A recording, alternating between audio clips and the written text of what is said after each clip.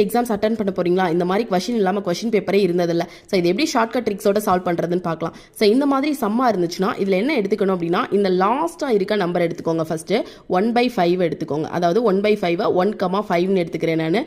சைடில் எத்தனை நம்பர் இருக்குன்னு பாருங்கள். 1 2 3 இருக்கு. ஸோ அதனால் என்ன பண்ணுறேன் அப்படின்னா 3 போட்டுக்கிறேன். 1 2 3 3 போட்டுட்டேன். ஸோ இது என்ன மேம் ஏன் டேஷ் போடணும் அப்படின்னு கேட்டிங்கன்னா 5 + 1 என்னங்க ஆட் பண்ணிங்கன்னா 6 வரும்.